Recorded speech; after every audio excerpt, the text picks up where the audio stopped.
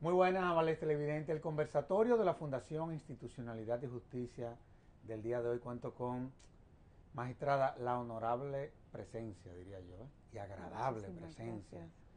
magistrada de la Sala Constitucional de la Suprema Corte de Justicia de El Salvador, doña Celina Escolán. La verdad es que es un lujo tenerla aquí en nuestro país, sobre todo por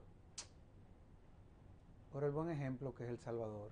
Esa es la verdad, cómo ha vivido y ha madurado los procesos de pacificación. La verdad es que han avanzado mucho ustedes, ¿eh? Esa es la verdad. Eso es lo que percibimos, lo que estamos en El Salvador desde fuera, digámoslo así. Así que en nombre de la Fundación, gracias por haber aceptado la invitación. No, muchísimas gracias a ustedes. Un honor para mí el poder compartir este espacio para hablar de temas tan importantes para la República Dominicana como es la libre Así competencia y es. la Comisión Nacional de Defensa de la Competencia y su trabajo. Y su país, dígame, que déjeme decirle que no se queda atrás, es un país lleno de belleza y la belleza más importante creo que la constituyen los dominicanos, es muy rica la gente en cariño, en calor humano. Yo recuerdo El Salvador cuando me tocó trabajar en algunas cosas ahí. Eh, ¿Qué trabajadores son los salvadoreños? Una cosa impresionante. ¿Qué trabajadores son? La verdad es que son buenos ejemplos. Ahora, tenemos que entrar en materia. Y usted hablaba de la libre competencia, de la competencia. Hay quienes inclusive hasta meten en el debate la competitividad. ¿Dónde confluyen? ¿Dónde se separa la libre competencia, la competencia y la competitividad? Pues una pregunta muy interesante porque permite explicar de cara a la globalización el papel que tiene el Estado en Claro. torno a buscar el bienestar general de los dominicanos, de los salvadoreños, en cuanto a que a medida que los mercados se abren, digamos la eliminación de barreras arancelarias, pueden estar proclives a que los agentes económicos que existen en ese momento con esas barreras o tuvieron esas barreras como una cortina, las sustituyan por prácticas anticompetitivas, Así es. no permitiendo así los beneficios del libre comercio que todos ansiamos que den los resultados esperados y que se traduzcan en mejores oportunidades en precios y en calidad de productos y servicios.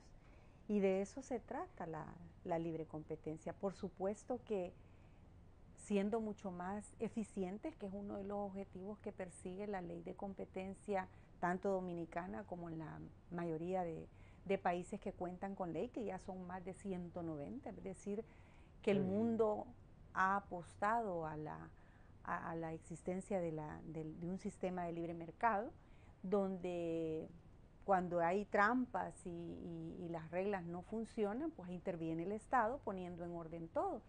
Y esta eficiencia trae consigo además el bienestar del consumidor y también la competitividad tan anhelada que nos permite insertarnos en países y en experiencias del mundo globalizado. Qué bien.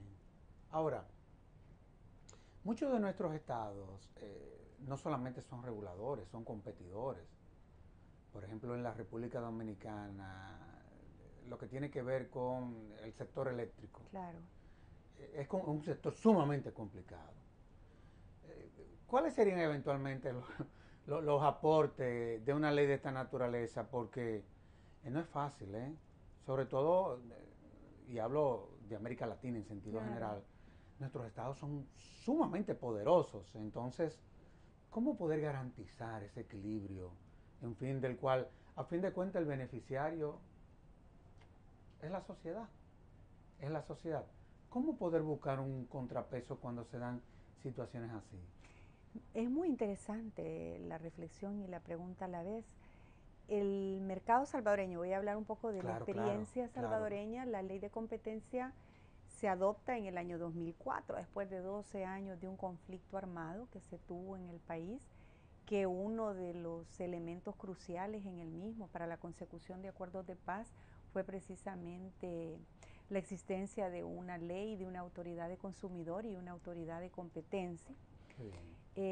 No obstante ello, veníamos de un mercado con altas intervenciones hasta 1990 aproximadamente, donde se van y se privatizan bancos, se privatizan las zonas francas y comienza un proceso también de privatización de las telecomunicaciones y de las empresas eléctricas que habían sido monopolios del Estado.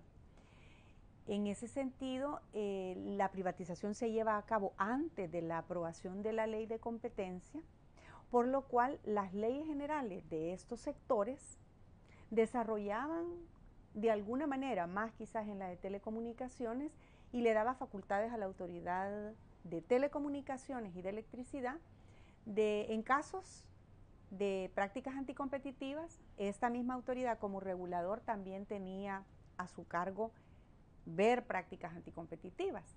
Sin embargo, esto nunca ocurrió. Claro. Y en el año 2004, la privatización se lleva a mediados de la década de los 90, la ley de competencia entra en vigencia en el 2006, digamos que ya habían algunas distorsiones generadas por estos marcos normativos previos a la emisión de la ley de competencia.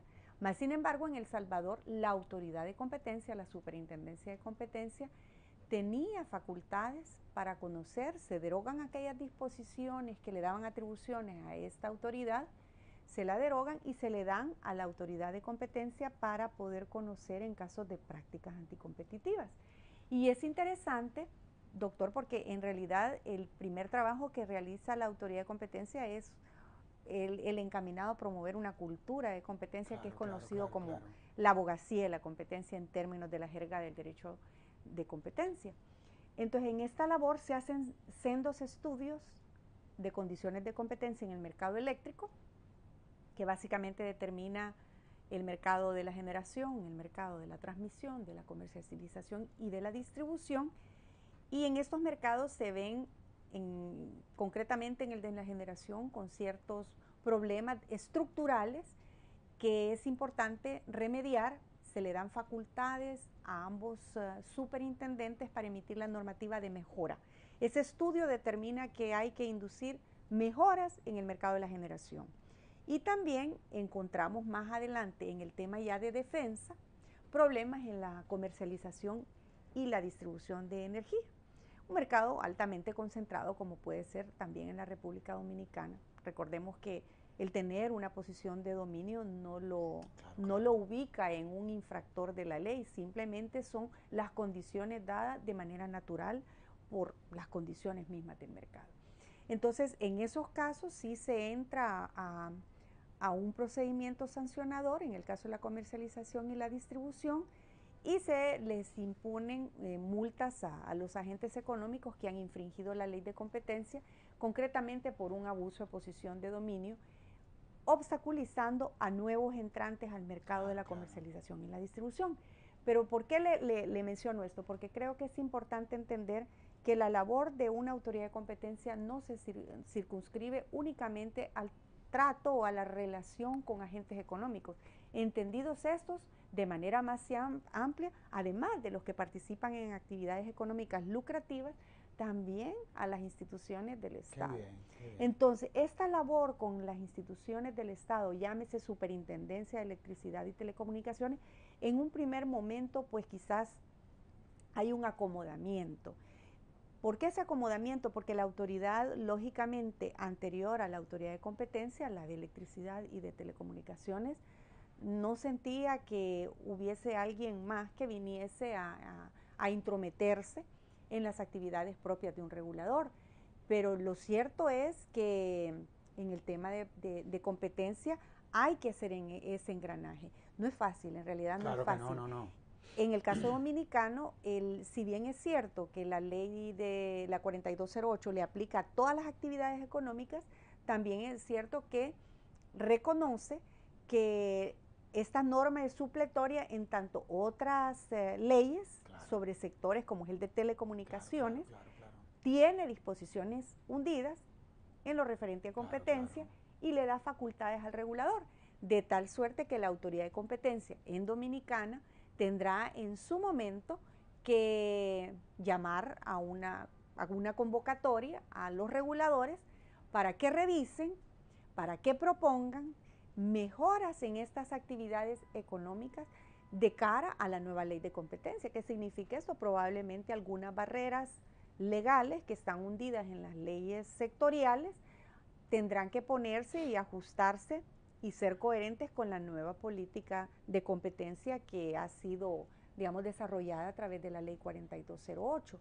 Y así subsecuentemente va a tener que involucrar actividades como aeropuertos, puertos, claro, ¿verdad? Diría yo que también a otras secretarías de Estado, al Ministerio de Transporte. He estado viendo aquí que tienen problemas con el transporte de carga, probablemente también va a involucrar al Ministerio de Agricultura, claro, a la Defensoría del Consumidor. En realidad es un sistema de protección, porque cuando uno refiere a la Constitución Dominicana, dice que la garantía de los derechos fundamentales, claro, y claro, el derecho a la libre empresa, el derecho al consumidor, es un derecho económico y social consagrado en la Constitución. Claro que sí. Le corresponde no solamente a la autoridad de competencia, a la Comisión Nacional de Defensa de la Competencia, sino que a todos los órganos de la administración pública. Ahora, usted tocó un tema que a usted le apasiona y a mí también, que es el que tiene que ver con los derechos fundamentales. Y ya la Constitución Dominicana, en el artículo 50, si más no recuerdo, establece como un derecho fundamental todo lo que tiene que ver con la bendita competencia. ¿Por qué es un derecho fundamental?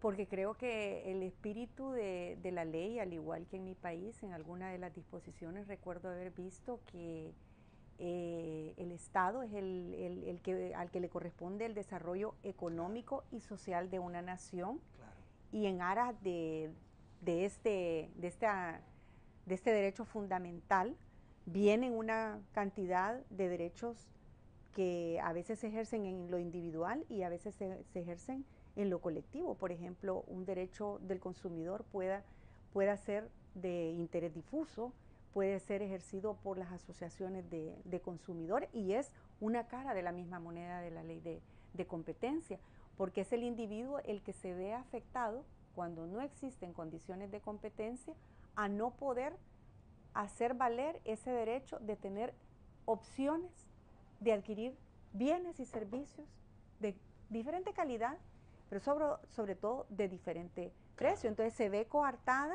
del lado de la oferta. Claro, es una restricción probablemente del lado también de la demanda, pero ese equilibrio lo tiene que ajustar de conformidad a la política económica. Y aquí es importante, la política de competencia es uno de los pilares fundamentales del desarrollo económico, de la política económica de un país.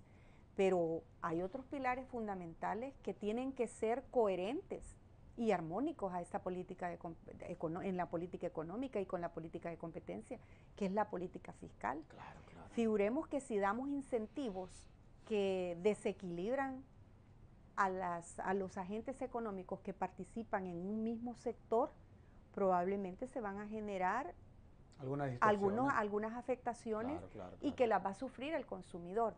Otro pilar fundamental es la política comercial, ¿verdad? La política de inversiones es determinante, la política monetaria.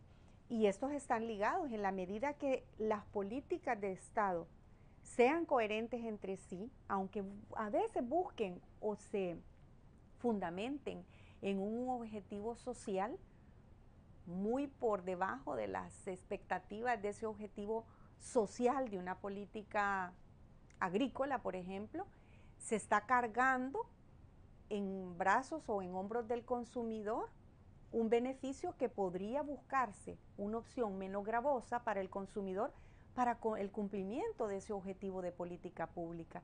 Y es así que cuando nosotros, las autoridades de competencia, yo en mi tiempo, topábamos con estos estudios de condiciones de competencia o inclusive en casos de investigaciones, eran actos de la administración pública los que permitían este desbalance, claro, este rompimiento de reglas del juego que muchas veces eran invocados como una competencia desleal, pero que en realidad eran privilegios que habían sido dados mucho tiempo atrás en unas condiciones muy distintas a lo que el precepto constitucional pues nos señalaba y la ley de competencia. Entonces, es un cambio de paradigma.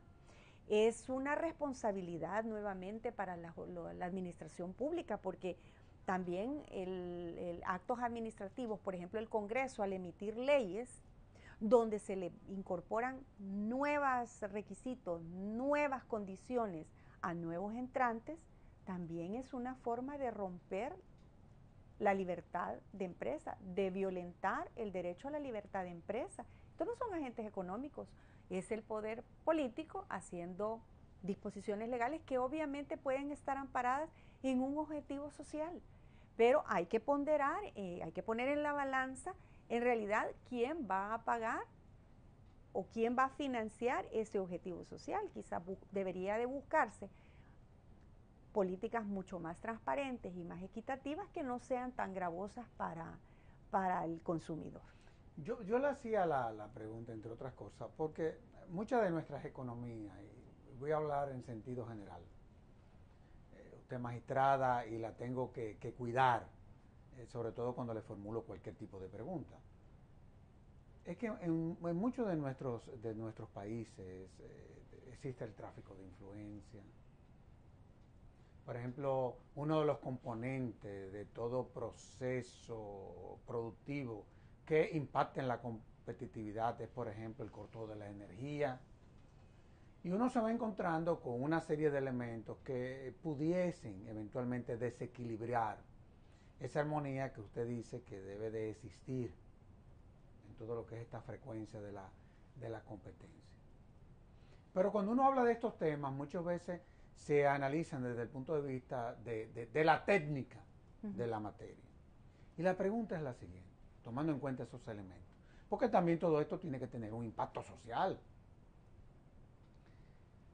Los estados han podido garantizar, habiendo definido la naturaleza, los principios, que son derechos fundamentales, los estados han podido entonces diseñar los mecanismos que eventualmente pudiesen garantizar esos derechos fundamentales. Bueno, me parece que desde la perspectiva del consumidor y de la competencia hay una clara definición, hay una clara manifestación a través de dos entidades totalmente independientes, con dos marcos legales totalmente independientes, encargados de verificar si se está violentando o no se está violentando los principios y las garantías que están dadas en ley. Claro que todo el procedimiento debe ser garante de estos derechos. De eso hablábamos hace un par de días en un evento con la Cámara Americana de Comercio Dominicano. Muy fecundo sobre todo. Donde justamente una de las preocupaciones legítimas, por cierto, de los agentes económicos es cómo en ese proceso se va a respetar el debido proceso, el derecho a la audiencia, el derecho de la defensa, ¿verdad? Y vimos que en realidad tanto la ley 4208 como la ley de procedimientos, la 107.13, creo que es el número, son garantes de cada uno de esos derechos que están consagrados en la Constitución Dominicana, en sus artículos 68, 69 y 138, creo yo. Y bueno, entonces, pero ahí no termina todo. En realidad tenemos que ver que las decisiones que toma la administración pública en sede administrativa, porque hemos de recordar que este proceso no conlleva más que a sanciones de tipo económico. En otras partes del mundo, participar en un acuerdo entre competidores puede dar lugar a que alguien termine con una restricción de su libertad, es decir, en la cárcel, ¿verdad? Porque, por ejemplo, los acuerdos entre competidores, los carteles, son una práctica considerada la más nociva al derecho de competencia. Ponerse de acuerdo para poner un ejemplo en los precios de un bien, de un servicio, y sobre todo cuando este tiene un alto consumo o tiene efectos transversales en la economía, vamos a suponer gasolina, electricidad, sistema financiero, qué sé yo, productos de la canasta básica, estamos afectando a la mayoría. Así es. Entonces estamos haciendo el balance. Entonces, ¿pero de qué depende que haya una garantía de esos derechos? Trasciende a la sede administrativa, porque los agentes económicos con ese mismo derecho al debido proceso pueden ir a sede jurisdiccional, al Tribunal Superior Administrativo, a verificar la legalidad de las decisiones de la autoridad de competencia en este caso. Y será en su caso, el que dé la razón. A diferencia de mi país, que ahí termina todo, porque va a la sala de lo contencioso, que es un tribunal dentro de la Corte Suprema, o puede ir bien al Tribunal Constitucional, que es la sala de lo constitucional de la Corte Suprema, por una vulneración de un derecho constitucional, ahí terminaría. Ustedes tienen casación, sí, ¿verdad? Entonces, y todavía pues pueden también hacer uso, así si consideran violentado, ir al Tribunal Constitucional. Entonces, el sistema funciona, pero hay que entender que funciona en varios niveles. Primero en sede administrativa y luego tienen todavía que agotar la vía jurisdiccional a través de estos tribunales. Así es. Ahora, yo tengo una visión internacionalista del derecho. Entonces en eso fue eso fue lo que estudié. Sin embargo, tengo una gran confusión. ¿Cómo veo que todo se ha constitucionalizado? Sí. No sé si fue que el derecho constitucional se internacionalizó o si el derecho internacional se constitucionalizó. Y me voy a esa visión convencional de un humilde jurista. ¿Cómo han impactado todos estos acuerdos en todo lo que tiene que ver con la competencia, la OMC, el DERECAFTA, en fin? ¿Cuáles han sido los aportes que en esa dirección le han hecho a nuestros estados acuerdos de esa naturaleza?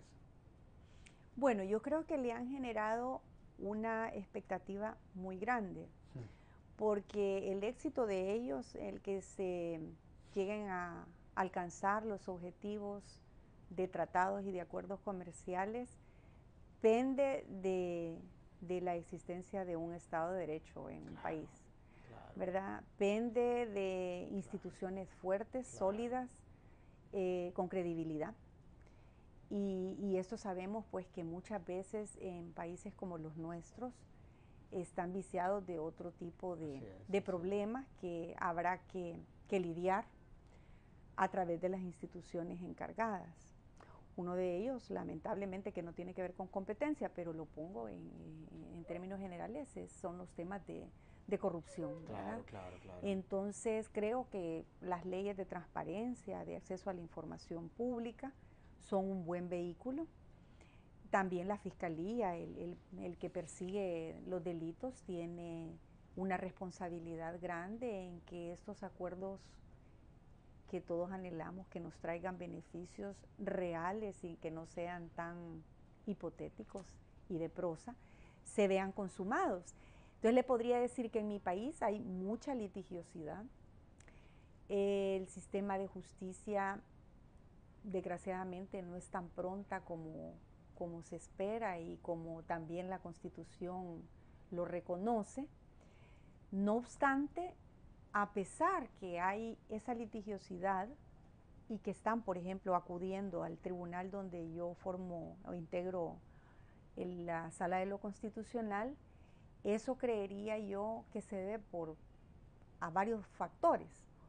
Uno de ellos es la confianza que el Tribunal Constitucional puede estar mandando a partir de sus decisiones que antes tomaban 10, 15 años en resolverse y muchas de estas caían en nada, pues porque ya el tiempo se había encargado de resolver el problema de fondo.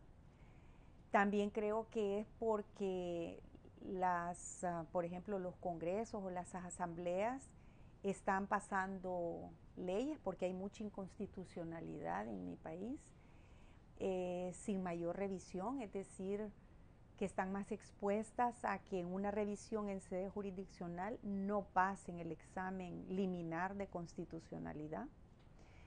Y por otro lado, creo que ha habido una gran difusión de los derechos constitucionales. Nosotros hemos logrado a través de un programa de divulgación a nivel nacional, nosotros el Tribunal Constitucional, de una constitución de bolsillo, donde se hace la presentación de los derechos fundamentales del individuo, del derecho a la libertad, pero ese derecho a la libertad no solamente tiene que ver con el derecho económico, es más allá que esto. Y se va ejemplificando, por ejemplo, el derecho a la libertad, a tener un medio ambiente sano. Ese se va enmarcando con ejemplos de sentencias que han sido emitidas por el Tribunal Constitucional, de tal suerte que el ciudadano común y corriente va comprendiendo la dimensión y el alcance de esos derechos para poder ser exigidos. Entonces creo que tiene que ver con todo esto. También la ley de transparencia y de acceso a la información hace posible que personas como nosotros podamos enterarnos del quehacer institucional a través de páginas web o inclusive a visitar los lugares y obtener información. No sé qué es lo que estará ocurriendo en su país, pero creo que la litigiosidad se va a presentar en materia de competencia, no va a ser la excepción. Así es. ¿Verdad? Van a tratar de irse a sede jurisdiccional. Y se ha tratado, por ejemplo, en esa materia de crear lo que se ha creado en otra materia, que son los métodos alternativos de conflicto, la mediación. Vamos a ver, fíjese que la ley de competencia de Dominicana, el 4208, dice que, me llamó mucho la atención, que es de orden público. En el contenido no encontramos, como en otros países, como en Estados Unidos y esto, que uno puede hacer arreglos para terminar una práctica anticompetitiva, un settlement, una cesación de la conducta a cambio de una garantía real de cesación. En la ley dominicana no se encuentra esa facultad ni para la comisión ni un derecho para el administrado. Y me llama la atención porque cuando uno habla de orden público, como que usted está, ok, vamos a suponer que hay dos agentes económicos que tienen una guerra por penetrar a un mercado, hay alguien que se lo impide y ese que se lo está impidiendo dice, yo lo voy a dejar, aquí termina, y uno de los denunciantes dice, desisto, ya no sigamos. Entendería que la autoridad de competencia tendría las facultades acá de seguir oficiosamente el caso. ¿Por qué? Porque ya podría haberse ocasionado un daño en el mercado. Y su dimensión, sus efectos, haberlo sufrido los consumidores, los proveedores de ese servicio, en fin, ya haberse generado todos unos efectos que no sería factible transar, que no sería factible arreglar, porque involucra el bienestar general, involucra derechos de terceros.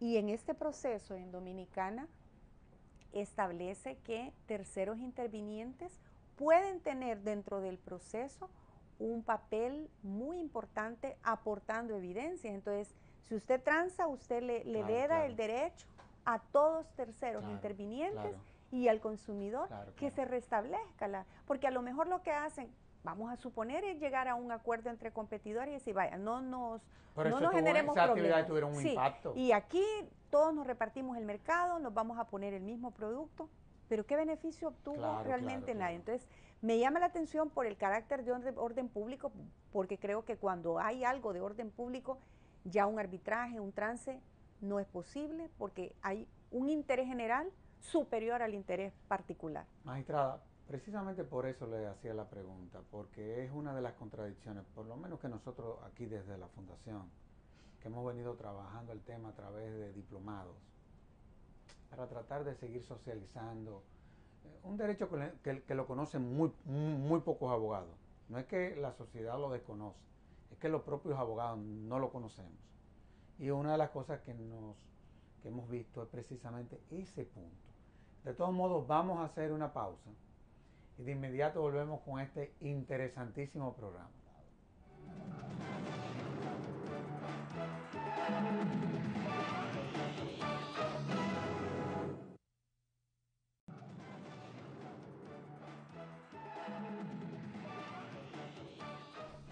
Muy buenas, amables televidentes. El conversatorio de la Fundación Institucionalidad y Justicia. En este segmento tenemos la presencia de Belkis Guerrero, quien es la rectora del Instituto OMG, y Mónica Infante. Yo creo que tú no necesitas presentación. Abogada corporativo, miembro asociado de la fundación, directora de una de las maestrías. Así es. Y es abogada asociado de la Fundación Institucional de Justicia. Además. Sí, ha venido dirigiendo algunos diplomados. En fin, Mónica, en nombre de la Fundación Belki, le agradezco que en esta ocasión hayan correspondido a nuestra invitación. Así que muchísimas gracias por haber acudido. Muchas gracias. Y tengo que comenzar contigo, Belki. Déjame, antes de que comience, sobre todo darte las gracias, porque Sí. tanto Mónica como yo nos sentimos agradecidas y de estar aquí. Es un programa que cualquiera quiere estar, de mucho prestigio, Bueno, muy bien gracias. dirigido. Y entonces para nosotros es un placer estar aquí. Así que gracias por invitarnos. Bueno, eso es y viceversa. Tener al instituto aquí en la Fundación Institucional de Justicia no deja de ser un lujo. Ya tienen ustedes 5 años. 5 años de aprobado y 2 como un centro de investigación patrocinado por la Fundación Instituto OMG, que surge en el 2007. Qué bien. Esa fundación, ese instituto surge primero como fundación con la idea de promocionar la investigación en el país. Y en ese proceso nota la deficiencia, la falta de investigadores, y entonces se embarca en un proyecto de convertir ese centro de investigación en una institución académica. Qué bien. Patrocinado, claro, lógicamente, pasando todo el proceso. Nos costó más de 3 años la aprobación hasta que finalmente fuimos aprobados como una institución con potestad para ejercer, ofrecer carreras de grado, posgrado y doctorado en su momento. No, y yo te voy a decir algo, qué bueno que duraron 3 años, porque de una u otra forma eso llevó al instituto a tener que cumplir con todo lo que son los requisitos que se deben de cumplir en instituciones de esa naturaleza. Ustedes también dirigen 2 maestrías que sí, bueno tenemos 2 maestrías, la maestría en estrategia legal. Sí, bien. porque el proceso de aprobación llevó no solamente a la aprobación del instituto como institución de educación superior, sino al mismo tiempo sometimos los programas de las 2 maestrías. O sea que el 10 de noviembre, cuando nos aprobaron, en el 2005, aprueban también los 2 programas de maestría. Ustedes han venido celebrando actividades internacionales muy ligadas a la academia, al derecho económico, pero hay una que se va a celebrar en julio, que a mí me gustaría un tanto destacar en esta ocasión, dada no solamente la relevancia y la calidad de los expositores, sino también que me llamó mucho eso de ALADE. Sí. ¿De qué es de lo que se trata? ALADE es la Asociación Latinoamericana de Derecho y Economía. Qué bien. Surge en el 2005 ya formalmente, aunque las personas que están ahí son expertos desde mucho antes de eso. Claro. Y en el país tenemos la suerte de contar con Mónica Infante, que es miembro del board de esa institución. Entonces, desde hace unos años, Mónica y los directivos de ALADE veían como interés que ese evento internacional que se hace anualmente fuera ofrecido al país, sobre todo para que el país conozca de un tema tan importante como es el análisis económico del derecho. Para el instituto fue interesante porque la maestría en Derecho Público Económico se fundamenta principalmente en esa disciplina. Qué bien. O sea, tenemos asignaturas específicas de análisis económico del derecho y hay un componente económico que permea toda la maestría. Entonces el instituto lo vio como una oportunidad también para sus estudiantes de que ese evento fuera patrocinado en el país por el instituto junto a la Fundación FAMA, que es la Fundación para el Avance de las Matemáticas. Ahora, Mónica, ¿cuál es la agenda de esa conferencia? O sea, ¿cuáles son los temas que se van a tratar? Te lo digo porque quisiera que en esto seamos bien explícitos, porque hablar del derecho económico, en fin, no deja de ser novedoso en este país, sobre todo para la propia clase jurídica. ¿Cuál es la agenda y también cuál sería la finalidad de una actividad o evento de esa naturaleza? Bien, bueno, te comento que la Asociación Latinoamericana e Ibérica de Derecho y Economía, ALACDE, como bien decía doña Belki, surge ya hace 20 años. Wow. Y desde hace 20 años viene celebrando esta conferencia anual, que es probablemente el evento más emblemático de la asociación, es su actividad principal. ¿Y qué es lo que busca hacer? busca llevar la disciplina del análisis económico del derecho a todos los países de Latinoamérica, aunque también se ha celebrado en España en varias ocasiones y en Estados Unidos. Esta asociación surge de la mano de unos académicos muy importantes y conocidos, como son el profesor Robert Kutter, que es de la Universidad de Berkeley, en California. De hecho, wow. Surge ahí junto a él con Andrés Roemer, que es un mexicano, que también va a estar aquí en julio presentando un libro, y otros académicos de muy alto nivel y muy reconocidos que se han dedicado a la investigación y a la publicación de trabajos en el área de análisis económico del derecho. Y el objetivo principal es ese, llevar ese conocimiento, esos avances que se han llevado a cabo durante 50 años que tiene el movimiento, a todos los países que todavía no tienen arraigada esa disciplina, claro, para ir dejando un poco, permeando en sus instituciones esta metodología, que no es más que eso, una metodología para poder identificar las consecuencias de las normas jurídicas. Yo te tengo que aprovechar, porque tenemos la abogada, ¿verdad?, la especialista. ¿Cuáles son los principales temas del análisis económico del derecho? Mira, tú puedes ver el análisis económico del derecho como un conjunto de herramientas que son utilizadas normalmente por los economistas y que los economistas aportan al derecho precisamente para identificar cuáles son las consecuencias que tienen las leyes en la conducta de los individuos. Los economistas han estudiado cuáles son las consecuencias que tienen los precios sobre la conducta de los individuos, por ejemplo, y saben cómo responde un individuo cuando se le sube el precio a un producto que consume normalmente.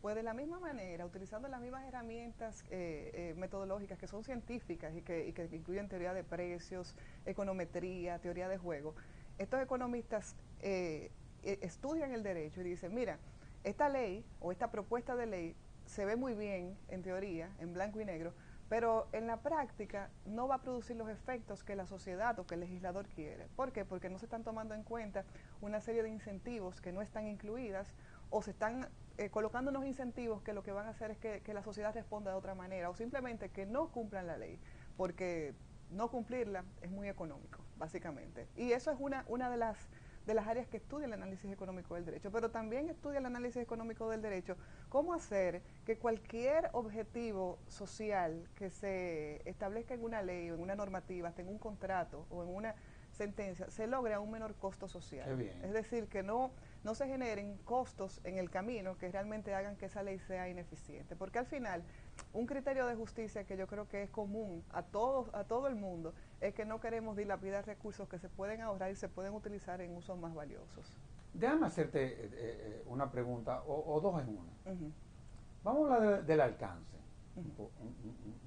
porque eso no deja de no deja de ser un componente importante en el análisis económico del derecho.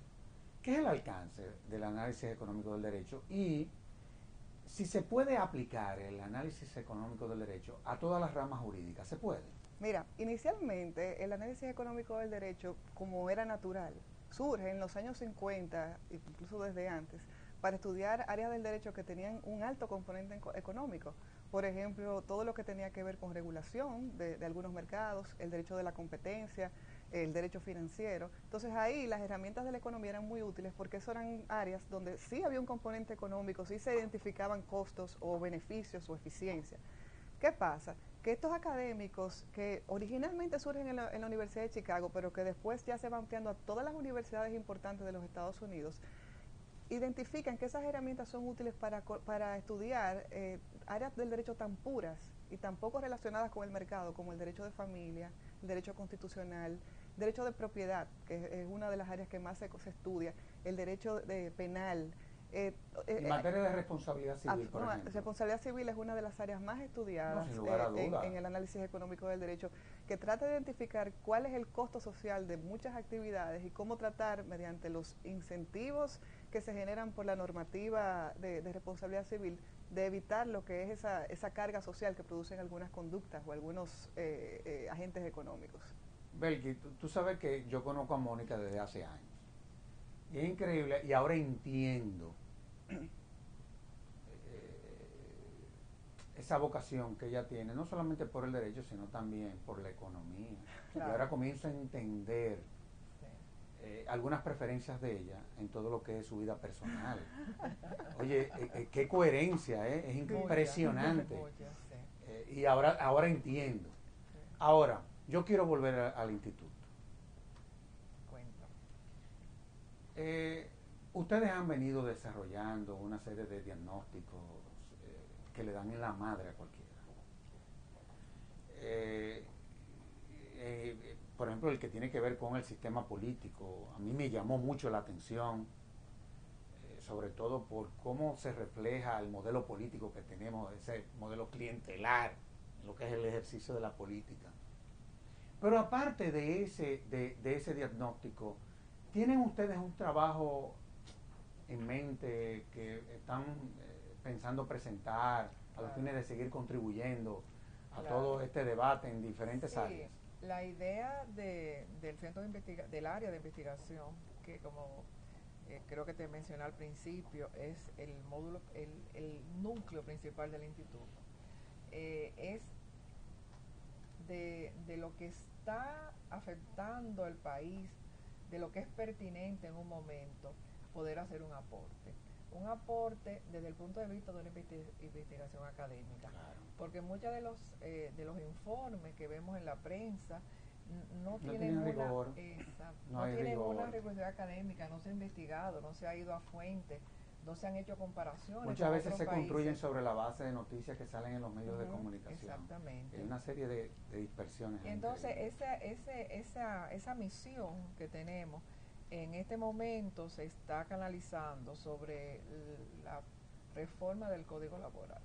Entonces se ha hecho una investigación corta, de manera que sea fácil de leer. Una de las cosas que tiene en cuenta el área de investigación es que sea la manera de exponerlo pueda llegar a todos los públicos.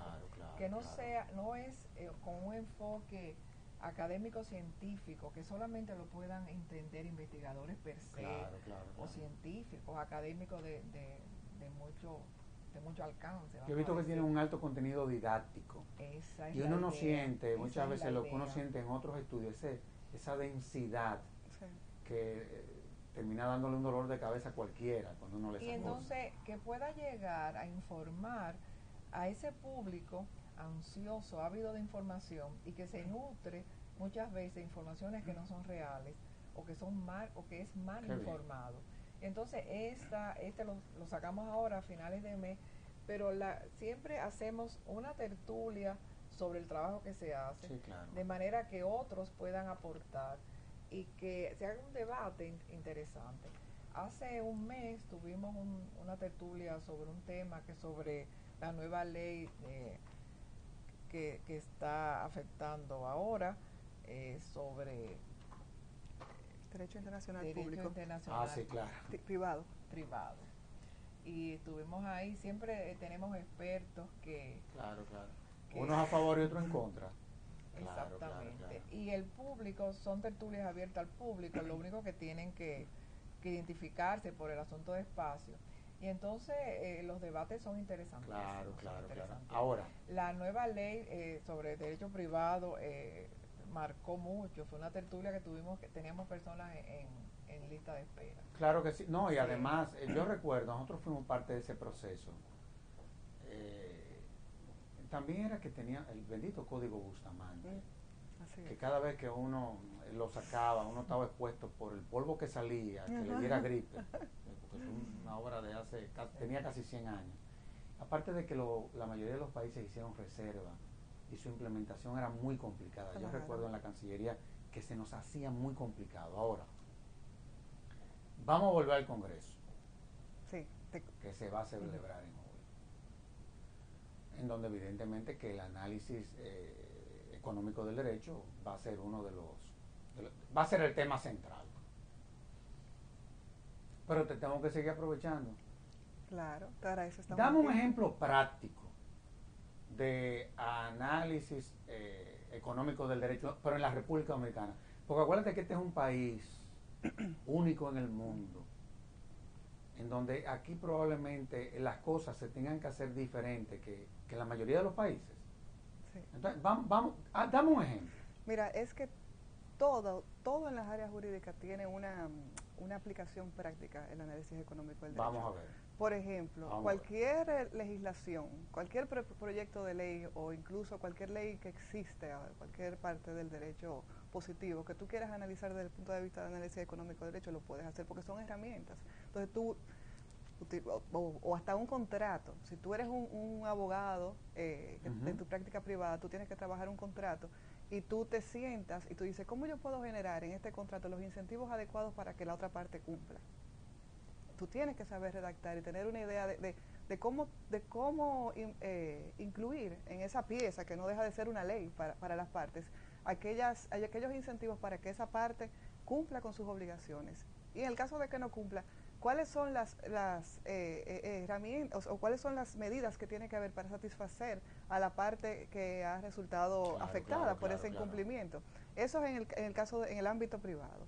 En el ámbito público, cualquier legislación de cualquier tipo, empezando incluso por las leyes que ya tenemos, el Código Civil o las leyes penales, tú puedes leerle y darte cuenta de que se incluyen medidas que resultan a veces muy costosas, que incluyen una serie de obstáculos para que se den algunas cuestiones que finalmente son deseadas, pero que al final lo que hacen es que te impiden que se logre el objetivo. Por ejemplo, sin entrar en una legislación en particular, pero por ejemplo, ¿cuántos obstáculos puede haber para que se produzca una transacción de transferencia de un derecho de propiedad? Ahí lo dijo.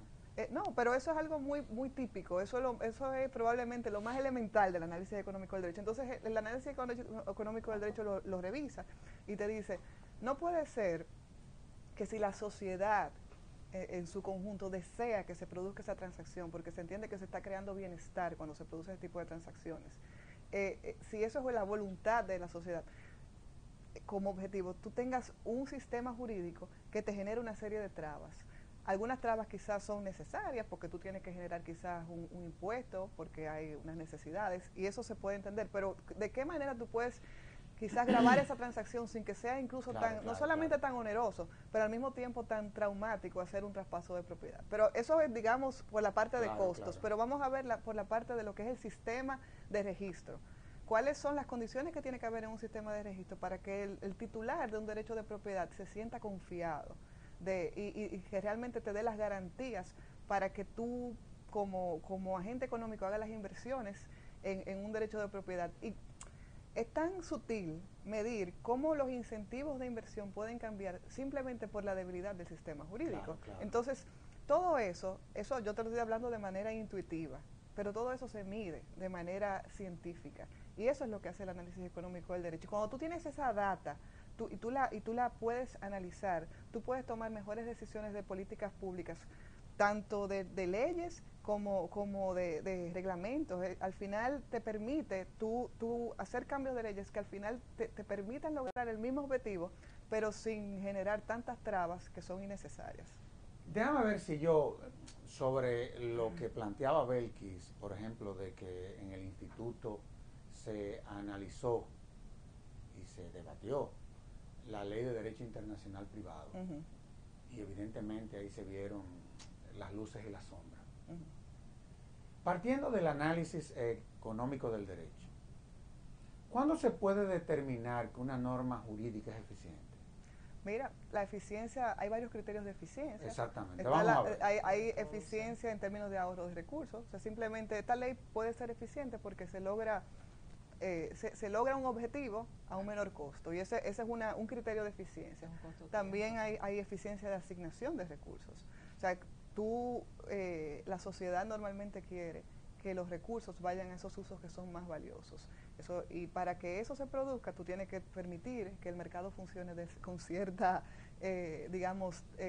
libertad. Claro. Entonces, cuando hay leyes que te generan obstáculos a que se den esas transacciones, se dice que se está afectando también la eficiencia en la asignación de los recursos. Yo te hago la pregunta porque una de las grandes tragedias, digamos así, del Estado Dominicano es que muchas veces desde el Estado se cree que las reformas se limitan a la aprobación de normas y muchas veces se nos olvida que esa es una dimensión de las reformas. Tú tienes que diseñar políticas públicas que puedan garantizar el éxito, o que esas leyes sean, desde el punto de vista de lo que tú estás planteando, sean eficientes. Y también está en la eficiencia, lo que es la efectividad en la ejecución de la ley, el enforcement, que no tiene una traducción al español. Es un idioma. Sí, básicamente tú tienes una ley que realmente tiene absolutamente todas las medidas y criterios y planteamientos que debe tener la ley para lograr un objetivo, que probablemente sea eficiente porque no se incluyeron trabas innecesarias, porque los caminos están acortados en términos de los procedimientos que hay que seguir, pero en la práctica tú tienes instituciones que son muy débiles y no la pueden aplicar. Entonces, eso es una ineficiencia en el sistema que te impide que una ley se pueda lograr sus objetivos. ¿Qué va a pasar en el Congreso? Para que un poco tú entiendas qué tú puedes encontrar, cómo esto puede llevarse de una teoría muy abstracta a la práctica. El Congreso va a estar compuesto por 20 conferencistas internacionales del más alto nivel. Todos son los profesores más destacados del análisis económico del derecho de Latinoamérica, de España y también de Estados Unidos. Y vienen aquí a presentar sus trabajos de investigación más recientes y a compartirlo con todos los participantes. Pero yo creo que la parte de la riqueza de este tipo de eventos es la participación de hasta ahora admitidos 98 trabajos de investigación en el área de análisis económico del derecho que vienen a presentarse aquí en diferentes paneles simultáneos de áreas del derecho, como por ejemplo el derecho de la competencia. Hemos recibido más de 20 trabajos de derecho de la competencia de más de 20 países. Y esas personas vienen aquí no solamente a presentar sus trabajos, que son de última generación, podemos decir, sino a recibir la retroalimentación de otros académicos que van a estar aquí. Y son de temas de actualidad, de temas de telecomunicaciones, regulación de mercados financieros, derecho de la competencia, derecho de la propiedad, todo lo que tiene que ver con sistema judicial, de las mejoras que hay que implementar en base a lo que es el análisis económico del derecho. Y en fin, esa es la parte de la riqueza más importante del Congreso. Va a ser durante 2 días, es decir, que vamos a tener 2 jornadas completas. ¿Va a ser en la ciudad o fuera de la ciudad? Va a ser en la ciudad, va a ser en el Instituto de Capacitación Empresarial que está en el CIRD, que es un edificio de 3 plantas que reúne todas las condiciones para un evento académico. Y además uno cuenta con parqueo. Con todo. Y aparte de eso, va a tener, aparte de esa participación de alrededor de 100 participantes, de los cuales tenemos un gran componente internacional, vamos a tener economistas y abogados dominicanos. Porque, ¿qué pasa? El análisis económico del derecho no solamente es para abogados, aunque los abogados son los que probablemente más se benefician de estas herramientas, sino que para el economista también es muy valioso entender cómo pueden apoyar a los abogados, a los jueces, a los legisladores a hacer leyes. Y ellos tienen las herramientas probablemente cuantitativas, pero al entender ellos cómo funcionan las leyes, ellos pueden apoyar en lo que es la creación del derecho de una manera más eficiente. Mónica, pero la aplicabilidad entonces del análisis económico del derecho es grande. Es en todas las áreas. O sea, es impresionante. Yo lo había enfocado mucho en el área de la responsabilidad civil. Oye, pero inclusive hasta es un análisis que debe de ser aplicado y puede ser aplicado inclusive a las propias instituciones que se encargan de implementar normas, en fin. Bueno, te comento que como parte de esta jornada, nosotros estamos organizando, y ese es un objetivo natural y digamos primario de ALACDE, es que ellos en cada jornada de la conferencia hacen un curso especial solamente para jueces. Y eso va a ser el día 15 de julio, y a través de la Escuela Nacional de la Judicatura, que está convocando a todas las altas cortes para que designen cuáles van a ser los jueces que van a participar de esas cortes, y obviamente de todo el tren judicial.